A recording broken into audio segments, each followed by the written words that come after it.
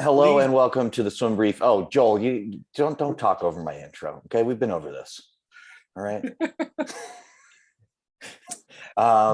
I'm back with both of my favorite Yahoos. We are today going to discuss Mike Bottom's big contract extension with University of Michigan, and we got lucky. Because I think we were all sitting around going like, oh man, what are we going to talk about on this week? And then Jack Bauerle obliged and retired yesterday. So that's kind of a big deal in the sport of swimming, even though there's no big deals in the sport of swimming. Lori Rawlings.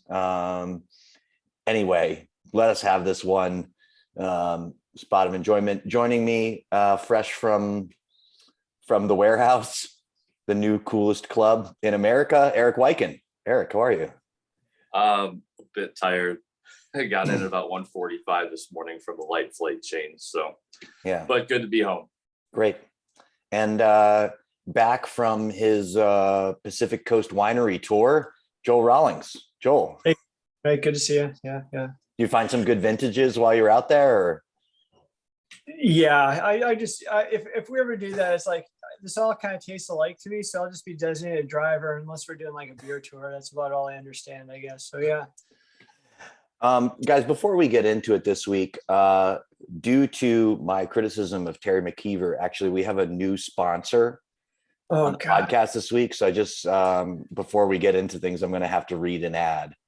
So everybody just sit tight for a second. The Swim Brief is brought to you by the Old Boys Network. Since 1972, the Old Boys Network has made sure that some of the worst behavior goes unchecked in the name of, quote, results. Do you have trouble with uppity people wanting change in the stagnant, nonsensical behavior of your local swimming community? Call the Old Boys Network, and we'll be sure to send someone to your area right away. And just in case you didn't think you'd get any better, well, it did. The Old Boys Network is now opening membership for women. That's right, women. So come one, come all, and let us show you what the Old Boys Network can do for you. What do you guys think of the new sponsor? I like it, dude. It's better than the Hammer one. So yeah. I don't know. They were nothing but up. When you set the bar as low as you have, there's nothing but up. This is great. I love the Hammer. I thought it was great. Yeah, Sun Yang's Hammer. Yeah, come on, guys. Come on. I'm nothing if not a shameless capitalist. And when the Old Boys Network reached out, they felt really positive about what I did. I wasn't going to say no. I could use the money. God knows, right? Maybe I finally pay that editor to put links on my YouTube videos. You know what I mean? Or track me out from talking over your intro. Yeah. Get that special auto mute for when I don't want to listen to what Joel has to say. So which contract are you talking about first then? Jack Bauerle, or you want to go right to Mike Bottom? Which one do you want? Let's go to Mike. Let's go to. So now you said this is a big contract, right? So he's getting what? 5 years, 1.1 million. Correct. Right? That's $220,000 a year. Yeah. How many kids do you think Mike Bottom's coached that make more than $220,000 a year? I think plenty. Yeah. So that's the thing is I've got an issue like people in the troll board right away like, oh, look at the big money. It's like, 220,000 for swim coaches. We're like, dang, now right. that's tall cotton. And then all of a sudden we're like 220,000, like, maybe we should just got an accounting degree or gone into like plumbing or HVAC repair or any of these things. But again, it's like we make it sound like this is some sort of amazing contract. It's like, yeah, it's nice, but he's the CEO of basically a $1 million corporation at Michigan. I mean, he's not CEO, obviously. There, he's below custodial staff, as all swim coaches are. Not him. Oh my gosh, Joel going right in with just a full slam on the coaching profession. No mercy before we even talk one sentence about this contract. We're going crazy for 220,000 a year, and that's great. But again, it's Michigan. Isn't he supposed to make a lot of money? He's coached Olympians. He's coached all this other stuff. He's like, shouldn't he make a lot of money? Well, and 220,000 still, it's not a lot of money. I mean, again, you look at Michigan's football staff, the wide receiver coach, he coaches like, maybe 10 dudes. He probably gets more than 220,000. yeah. I mean, that said, I coach swimming, and I would love if somebody would pay me $220,000. I know we've made serious career professions, and that's why we're doing this right now. We're waiting for you and your sponsorship deals to start getting us some cash. Right. I mean, so in the context, I hear you, Joel, but like in the context of swimming, this is a lot of money. It's still more money than some of the other numbers we've seen thrown around for power conference coaches in the recent, I think last year we were all talking about Jeff Papel's figure. Earlier this year it was Chase Kreitler getting $175,000 to coach Pitt. So, this compensation package is definitely more lucrative than a lot of the other power conference ones. Am I enthused that a power, like the high end of swim coaching in the United States is about the same as a corporate minion where my wife works? No, I don't think that's great for swim coaching. Certainly not great for my swim coaching. And so it's a little bit weird. I do think too, this contract though, I mean, this is the bare bones of it, just in terms of compensation. And certainly I think he probably has a couple other income streams just from being the coach of Michigan on top of this. Yeah. Eric's doing the head nod of knowing. Eric, what do you think? I think it's great to see that what actually intrigues me more is the bonus structure and how this can quickly multiply. Oh yeah, he's got a lot of gettable bonuses in his contract. Given their status, Big Ten Conference Championships is a month's base salary. Top 16 at NCAA's not that hard for a Michigan team. Top 8. Well, it was hard for their men's team this year, unfortunately. Yeah. I mean, that's my Michigan burn of the day.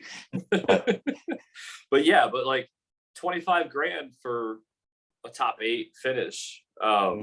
It's really fantastic. The thing that I found most funny about this release, and again, maybe it was in the initial, I forgot where it was, but when they linked their previous article of average D1 coaches, like they just took that sum of Power 5, want to be a well-paid coach.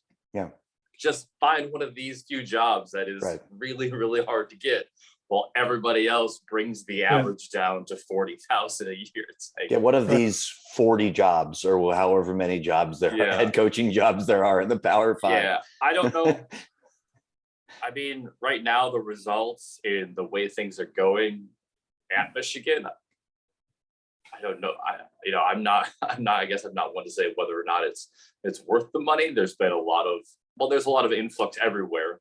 Kids having to commit earlier means decisions are making at a younger age, and then realizing that maybe it's not the best fit, but we're seeing big names leave.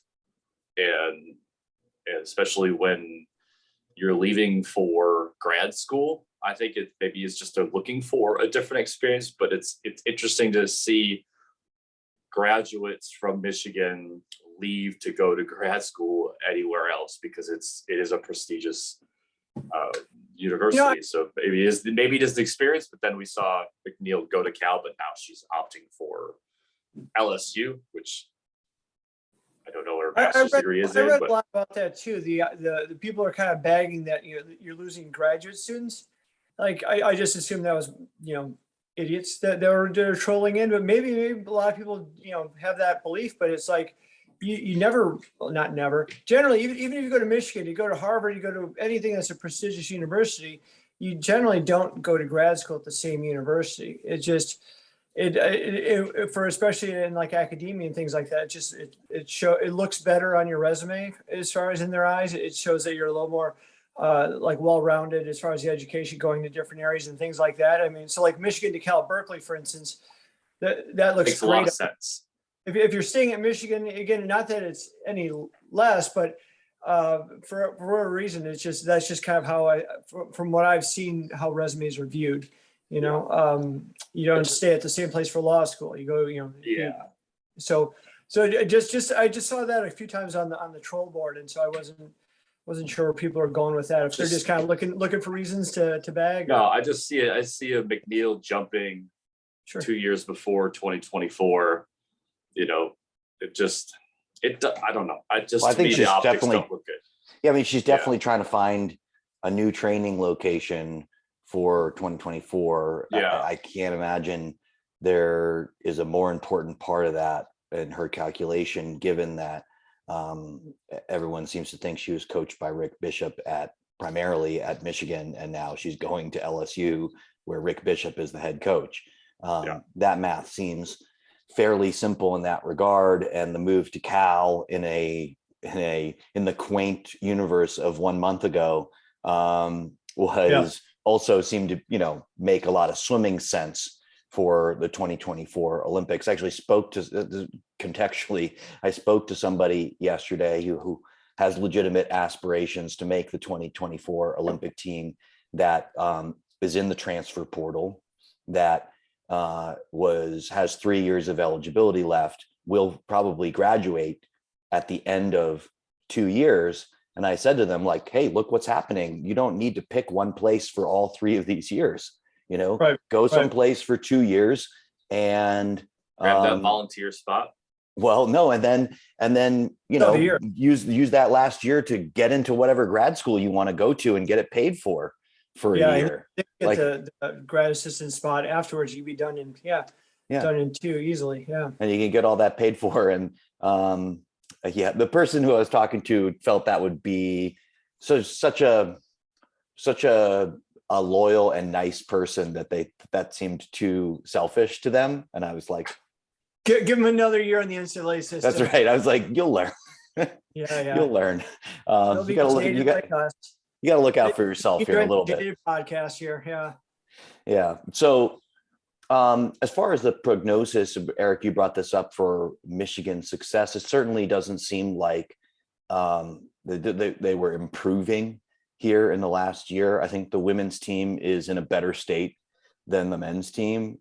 Given the transfers out, the men's team is not looking like it's on an upward swing here. And that is, I mean, to a certain extent, Bottom is the victim of his own accomplishments, in that very early on, after starting coaching there, he won an NCAA title with the men's team, right? So everything he does after that, to a certain extent, will be compared to that high watermark of results.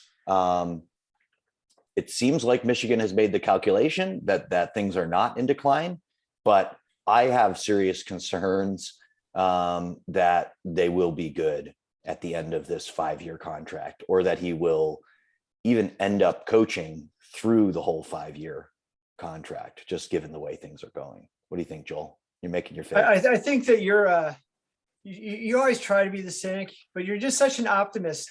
I like how you said that Michigan calculations that do you think they actually calculated the odds and probability of the swim team doing well this year or not doing well this year? Well, it could have been a fear-based decision, as I won't get into on the podcast, but yes, could have been a fear-based decision. Yeah, I mean, I'm going to be with you. Every athletic department is doing calculations. What's in the best interest of the swim team? You're right. I agree with you 100%. Finally, I think that's exactly what happened when they did those calculations of giving them money. So more realistically, they went, God, it's going to be a pain in the butt to find a new swim coach. How much does it cost to not have to deal with that? That's my thought. Yeah. And there's Josh White, like, standing over in the corner, like, hey, right here, been here for a while. Dr. Josh.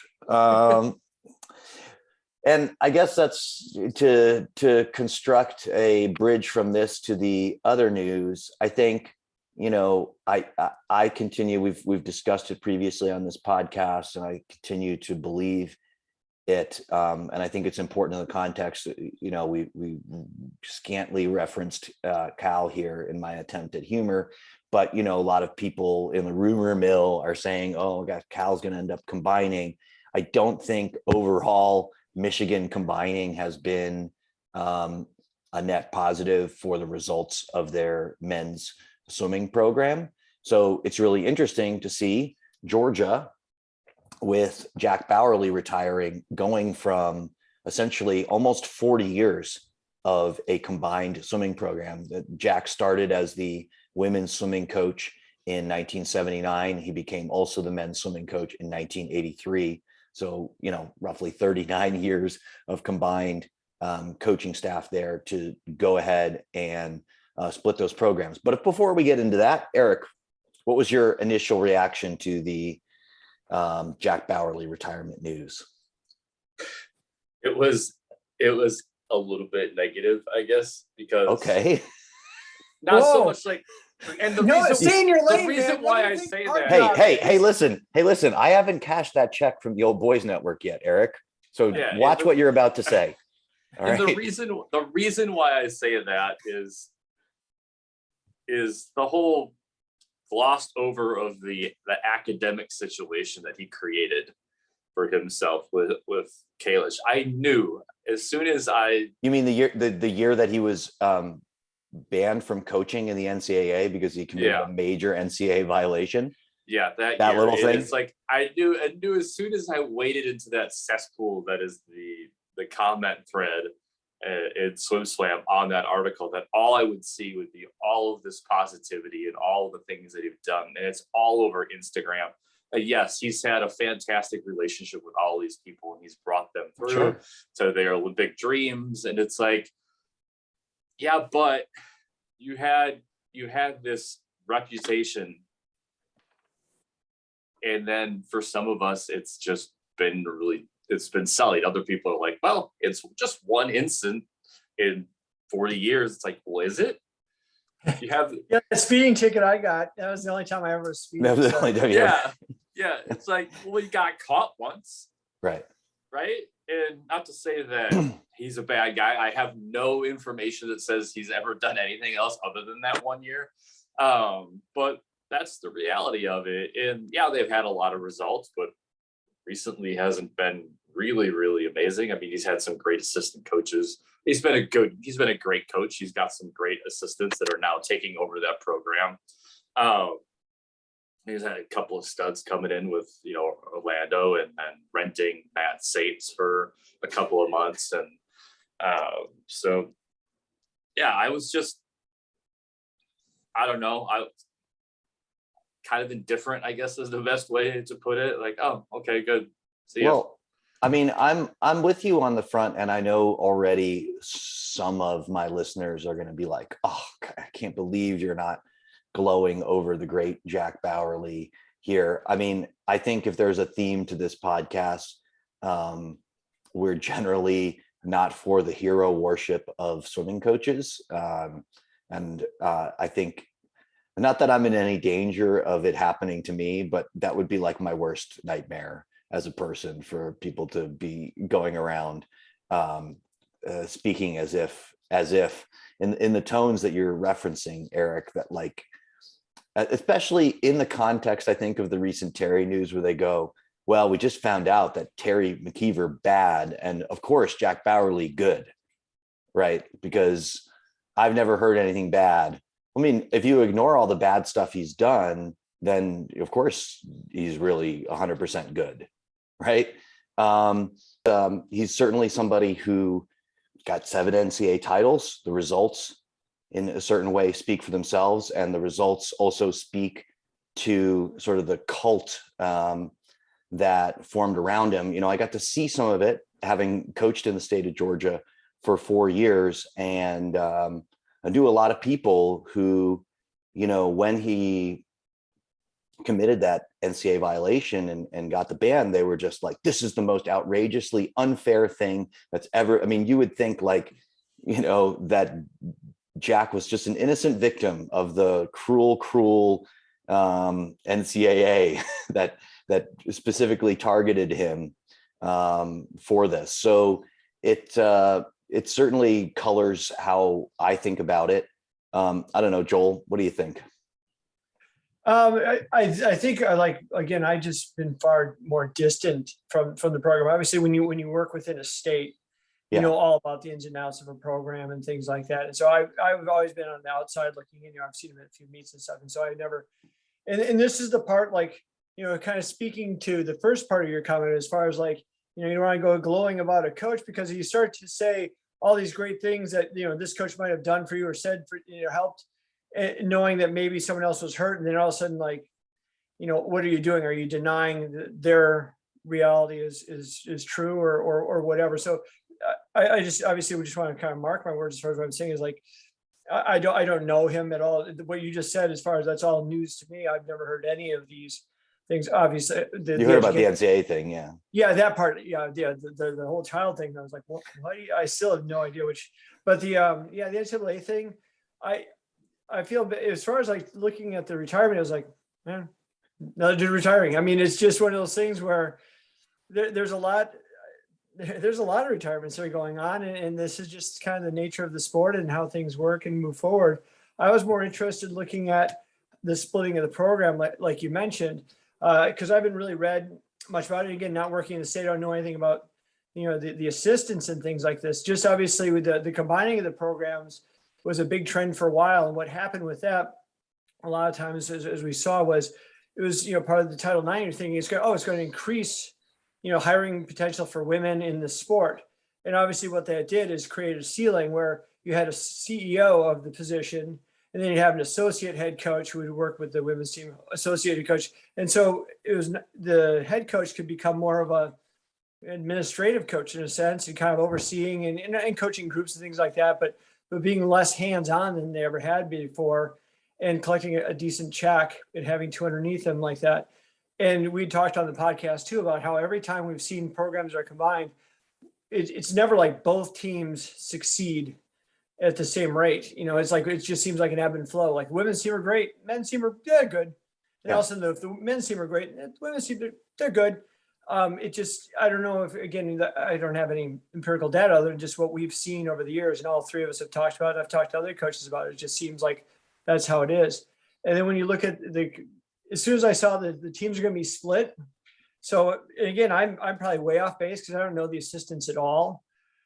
My initial gut reaction. So again, we can get slammed by our 7 listeners for this. My initial reaction was, I'll bet the female coach was far more qualified than the male coach then, because they're not going to give the women the head coaching job of a men's program and a women's program. That was my thought. So I'm probably like, again, so I'm like, I could be way off base. I don't even know the resumes. And so that's why I'm kind of doing the Fox News thing. I'm just asking a question and then you can backfill data if you want. But as far as like who'd been there the longest, who'd been like an associate coach or whatever they call that title the longest, who has the more extensive resume with that program, because it seemed like part of the deal was, they want, the family legacy, they always call it, Georgia athlete or Georgia coach or Georgia whatever, staying within Georgia. In this particular case, how strong is one resume versus the other? Are they equal, or is one better than the other? Because again, I don't know. Yeah. You were in the state 4 years. Fill us in. I mean, so interesting. I have some loose connections to the people that were named. And I think, it's actually interesting to me because if you, one thing you said, like who's been there the longest, I actually think, and I'm not 100% on this, but I feel like I'm 90% on this, that these hires actually went in reverse order of seniority in terms of the assistant coaches there. So Jerry Champer, I know for a fact, has been there 19 years. I think that was cited in the article. He's not been named one of these 2 head coaches. I have no context whether he was interested or, what's going on there. Brian Smith, I think, and Stephanie, this is the part I'm unsure about, which one of them has been there longer. I think that Brian predates Stephanie, since she was coaching at Ohio State prior. So, she was a Georgia swimmer, obviously, but she left to do some of her coaching career. I don't know how you calculate that level of seniority. She certainly got more coaching experience than Neil Versfeld, who would be the newest person to the staff. He was an athlete as of 2009.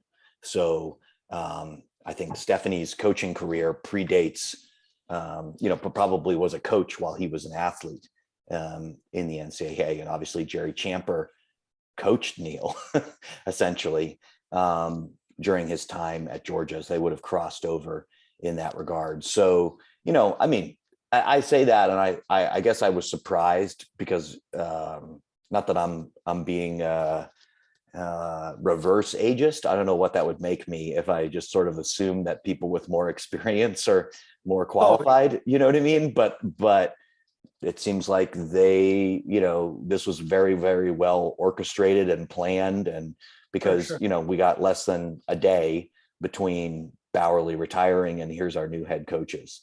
Yeah, I'm not saying it's a meritocracy, and I'm not saying right. the Well, age maybe it was. Maybe they really did think that. But that's the thing, is I'm not saying any of those things. I'm not saying it's. I honestly was asking the question, and the idea of like, the person with the most seniority. I didn't mean for it to come across like obviously the person that's been there the longest is going to get the head job or anything like Right. that. Again, it's there's obviously a lot of factors that go into all hires, and I think actually I will be the ageist in the group. That if you don't want to do it, it's like. I think if you took like every picture of the Division I coaches, like in these power conferences, and made like a yearbook, you'd be like, these are all the same people. And then like, you got, I'm old now, hence my ageism. I got to put the glasses, put the readers on to see. He's like, oh, okay, this guy's a little bit different than this guy, and this guy's a little bit different than this guy. But it just seems like everyone's going to central casting and picking the same dude for the job, and it's like, oh. Again, a big part of it, obviously, is NCAA, it's marketing. Part of it too is the AD is going to hire the person that kind of. I think that's completely unfair, Joel, because Mark Bernardino has a full head of hair and Jack was completely bald. So he's gone though. He's gone though. That's the thing, is I'm saying the current yearbook. I'm not saying go back and look at the 88 one. I'm saying the current 2022 yearbook edition right now. A lot of them are going to look alike, and I think part of it too is. This is my cynicism coming through, is that again, usually the AD doesn't know anything about swimming. They don't. They know basketball, they know football, they know wins, losses, and swimming's not a sport about wins, losses. So you look at a resume, obviously, you look at who they've coached, you make your calls, but then also it kind of comes down to the AD having kind of a gut feeling. And I think this is what would open the door, and this would be my Fox News wild hyper speculation kind of thing. It would be like, it opens the door for like, I'm going to hire the person that kind of looks the part that I think. Yeah. Eric, your thoughts? You look like you're kind of like a little tight there. Tell me I'm wildly wrong, that there's not some sort of gender bias or kind of looking bias or age bias going on. No, I don't disagree with you that when it comes down to it, that an AD may go based on guts and whatever that is, and that's whatever's around them or whatever experience they've had. They've created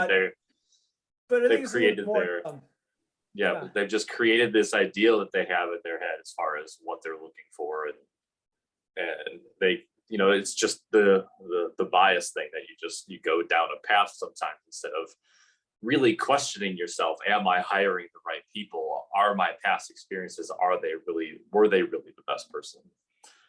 You're not going to see that. And we're not saying that either of these coaches aren't immensely qualified. I mean, obviously they're immensely qualified. You're not going to turn over the Georgia program to me.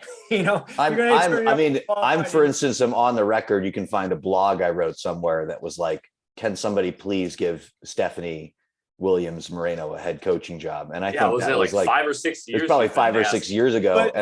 And I had heard. I think that's more my point than anything else was she's been qualified for quite a while. And I think that if she were, again, if all you were doing is coaching female athletes, like that's a layup. I think a lot of times, because I've heard ADs in the past ask this, the men going to listen to a female head coach? Like, of course they will.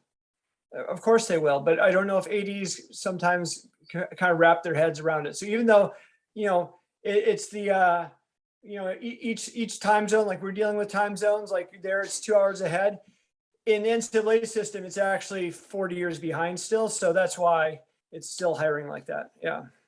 They're on a different time zone system than we are. That's multiverse. You liking that? So you're telling me there's an alternate universe where I don't know. I'm trying to think now where there's like a lot of women that are coaching combined Division I programs or men's only teams.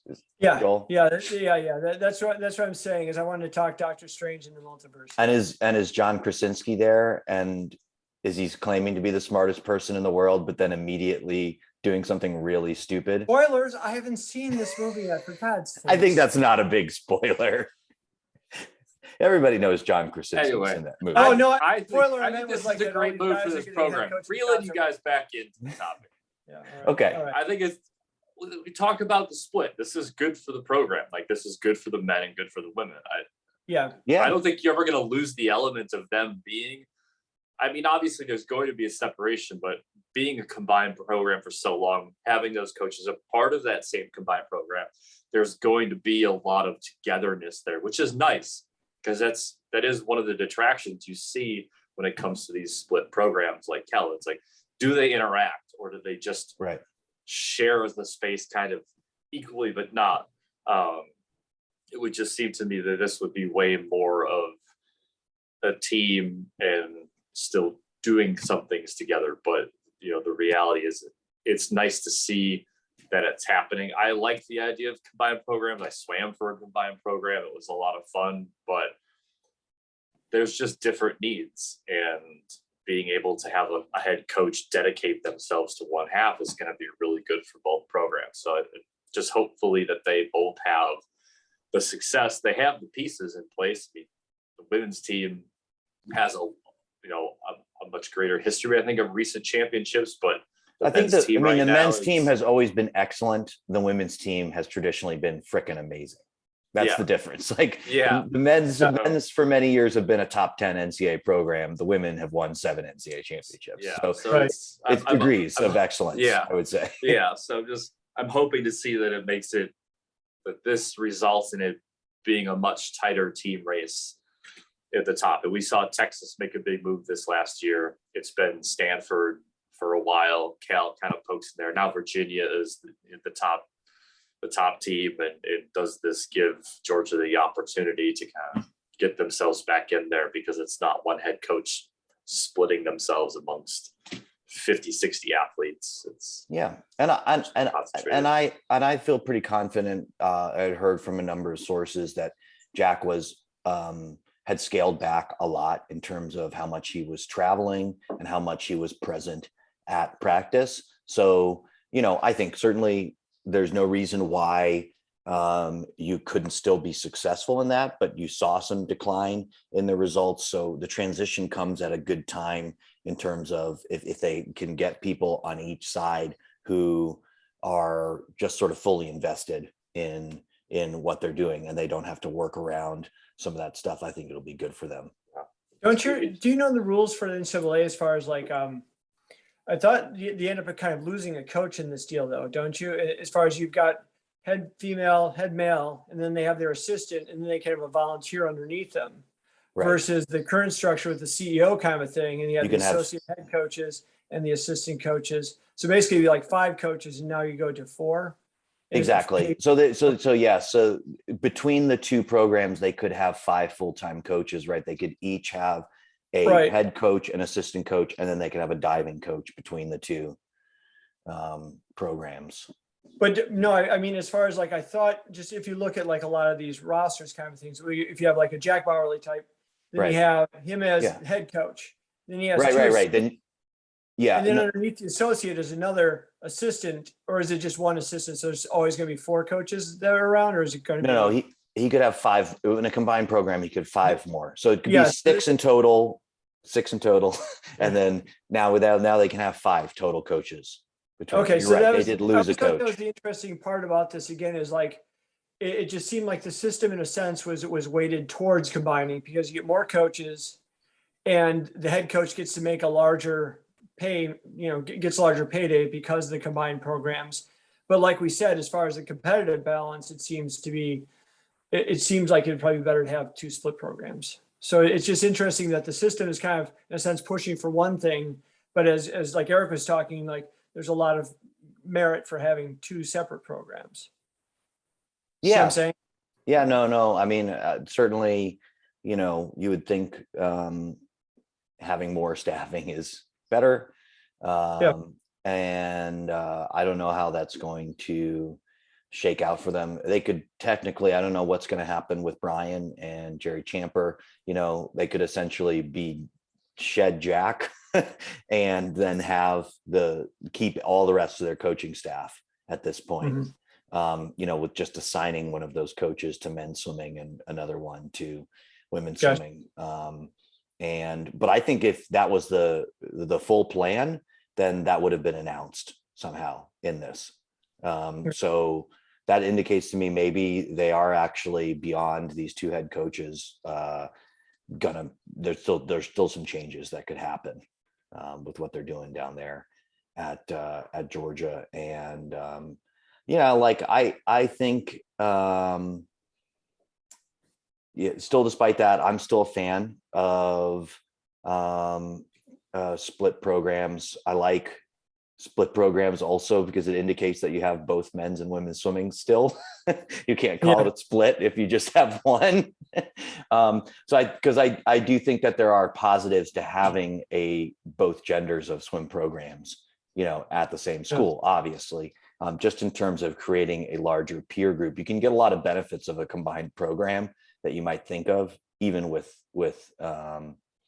a split stuff. And like us D3 peasants, Joel, it's like a completely foreign concept to us because we're just used to like one person that's barely getting paid any money and then another person who literally doesn't get paid money, and that's what we have to coach a combined team. So I was asked once like what I would look for in an assistant coach when I was coaching. He's like, heartbeat's good.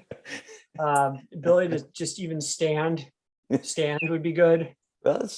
Sit, whatever, just somehow be present. Actually, yeah. So right, physical. That's right. Even heartbeat is just the main thing, and we'll work around it. Yeah. It's interesting though with the SEC. Usually, like especially with Florida making the big move to combine, and then Georgia going, kind of like the little zigzag kind of thing. It'll be interesting to see, in a sense. Obviously, part of it is the personalities of the coaches and how they delegate and how they do things. It'll be interesting just to see. Especially like you said, Georgia's always been really, really so good on the men's side, and women were obviously dominant. It's like it'd be amazing if all of a sudden they both, again, it'd be interesting again, just kind of push our theory, because that's all I want. Is I just want us to be proved right that having separate programs actually is beneficial to both programs. Right. Yeah. And we'll see what happens with Cal as well. Any parting thoughts, Eric? No. Good. They don't call him the best color commentator in the business for nothing. You want to give some spoilers? Given your shirt, you want to give some spoilers for Jaws? Like there's a big shark. Am I spoiling that? You haven't seen Jaws yet, Joel? Oh man, just stop. Just stop. All right. We haven't done bonus content in a while, so I'm just going to wrap it up here, and we're going to go to the bonus part. And I'm going to risk it here, and we'll talk about whatever. But that's the formal end to the normal podcast with the two topics, everybody. So hope you enjoyed listening to Swim Brief. Thanks to everybody, and I hope I don't say anything in the next few minutes that I have to edit out afterwards. Thank you. Thanks, Chris. On to the bonus. Yeah. So I'm thinking like when Jaws came out in like 76, 77, I saw it at the outdoor theater with my parents when it first came out. Who does that to a child? Yeah. That's insanity. It was like 70s. You're 7? Oh my God. I was like 7 years old watching Jaws and just starting out in swim lessons. My kid won't even watch Harry Potter, and he's 8. Right. Because there's a giant snake in it. My daughter won't watch Harry Potter either. People in water. And you're like, I'm going to join. Oh, hey, but guess what you got tomorrow? Swim lessons. How freaking, I don't know. Parenting, dude. Parenting. What's going on? Maybe just thought that you'd be fine. Or maybe they didn't watch any of the previews and they just thought it was like some National Geographic type movie. So in between me driving around in the back of the Buick with no seatbelt, my dad filling the car with cool cigarette smoke with the Budweiser, as we're watching this movie. So he was concerned about my well-being At which point of the movie again? I'm sorry, I I forgot. didn't think ever. I'm just Yeah, saying, you're like fine. maybe it was Good just point. willful ignorance. Maybe they had no idea what they were getting into when they were I taking think into that's a movie about a exactly shark. that explains the 70s. Willful ignorance. Well, actually, now it explains everything. Yeah, for everyone. So. Well, that's a good question, Erica. What's the most inappropriate movie you were taken to see in the theaters when you were a child? Because I know my answer is, and I just had to look up the debut date so I could verify my age. I was 9 years old when my parents brought me to see Glengarry Glen Ross in the Oh, wow. theaters, a movie famous for maybe the most F bombs ever I dropped, think in your a parents movie. should get Parent of the Year award. That would toughen you again. That ABC, it's like, listen to this again, Chris. We're coming back tomorrow. That's right. I honestly don't. I'd As- have You to have ask that my Alec parents. Baldwin thing down. I As a- don't recall ever going to movies with my mom and dad other than being like Disney Hmm. movies. That's because they were Maybe- dropping out of school. I don't know. I'd have to see it. Maybe my dad took me to see RoboCop in the theater. I'm trying to really. Oh, that's right. You're like 9 years old still. I forgot about that. Oh my God. I was So born young. in '81. Jesus, that's terrifying. Yeah. Let's see. I saw with my parents. I know I saw Jaws, obviously. I saw Stripes, which I think speaks a lot. I saw Slapshot with them. I saw every movie of the 70s is wildly inappropriate. You watch them now, you're like, oh my God, this is terrible. I watched Conan the Barbarian. That was a good one. Oh, that's a great movie. Yeah, That's just a great movie. yeah. There's I so many honestly can't remember. I'm also looking Yeah. up. I saw White Men Can't Jump, and that I was 8 years old for that one. The thing is, like, I remember, I think I told you guys this, like, I'm on the team bus rides, like, all right, let's watch like a G-rated film or something, just kind of cleanse the palate from all Sure. of the, and so I throw on Bad News Bears, watch that one again. It's horrible. I had to stop it after the like third N-bomb that came out. And he was like, oh my God, just, it starts out with Walter Matthau driving around with a kid in the back seat. He's got a big tall boy at Budweiser and he's pouring whiskey into his drinking, driving, kid running around. Like, that's the open. And it just starts going down. You're like, oh my God, I didn't realize racism was this out there. And oh my gosh, no, don't say it. That's it. Movie's out. Right. We're just going to sit in silence and think about how bad this is. Yeah. I can't believe you haven't been canceled yet, Joel. Oh, every day. Well, we're working on it on this podcast. Yeah, you are. Yeah, you are. Are we All right. are we excited about Worlds at all? I just feel like it's Very we're anticlimactic. we're in very completely different places right now when it comes to our life. It's not even really concerning about what Worlds with everything that might We be know going on. Joel's not excited for both Worlds. have- you Joel both have just parents found that- out right now with that comment that World Championships are coming up within a few days. Yeah, actually, it's It's 100% just like, true. there's just I don't know. It's just I feel bad that I'm not excited for it. Not that I'm not excited, like I'm not interested in seeing how it goes. It's just kind of like, meh. We just Hey, had, we Whatever just happened to had one the guy, Olympics Michael last Andrews? year. Is he It's like, swimming in this World Championship? Yeah. Yes. I haven't heard or talked or mentioned, or he's going to swim in it? He's Or going is to he swim not it. swimming in it? Is he doing the 4 IM 2 fly? What's the list? Mile? No? 50 breast, 100 breast, skipping the 2 IM. 100 Wait. fly. Or is he 50 doing fly? Masters Nationals or World Masters No, Nationals? No. No. I was joking with the guys in the office though. I saw SwimSwam publish the article on Denmark's roster for the World Championships, and we're sending 5 athletes. 3 of them, yes, because I'm obviously I'm a member of the team still, and we're sending 5 athletes, and 3 of them are 50 butterfly specialists. That'd be like in baseball if you just had like a left-handed third inning curveball specialist. That's right. That's right. it. He throws well. Well, who you got in your bullpen? We got Yeah. 3 left-handers Yeah. who They don't all throw start hard. curveball, and they only pitch in the third, so we'll just alternate them. That's amazing. Do you think Cody Simpson gets way more traction if he's American in all of this? Like he made his No. first Australian national team No. in the swimming world. I'm not talking about ESPN.com. you kidding me? Like 2 years into swimming again, full time. And he just misses the world's team. And he could have gone, but then Kyle Chalmers ruined everything Kyle because Chalmers they're having a went love triangle. really fast, If you read the Australian gossip all rags, the gossip behind that because Kyle Chalmers is mad that Cody gets Emma anybody he McKeon wants. Emma McKeon is dating him now or something. I probably got that wrong. That's why this is in the bonus content. We're not responsible for any untruths we speak in the bonus content. He allegedly said that he wasn't planning on going to Worlds because of his shoulder, but then at Aussie trials, he swam so well that he decided that he was going to change his mind, which kept Cody at 3rd place, which pushes him to the Commonwealth Games. And I used to go to commies, as they call it. Yeah. So he went from, in a matter of 2 years, going 51 short course yards to 51 long course meters. Oh, wow. And I don't know, it's such an incredible story. It's kind of like the Ed Moses thing, except he's a pop star instead of a scratch golfer. I mean, I have to say, he did way better than I ever thought. I thought when he got to like 53, 54, I thought like, wow, this is really cool. Like it's never going to amount to anything, but like, in terms of international swimming, but like, wow, that's pretty impressive. And then he went 51.7. Yeah. And then he went faster than that. I don't think he'd be bigger in the US though, Eric. I just think it's Australia. Yeah. Well, I guess in Australia, like us being able to see it, we're not really getting He's on the front page of tabloids in Australia. That's as big as you get. I love how you just cut me off. It's my podcast. I cut off whoever I want.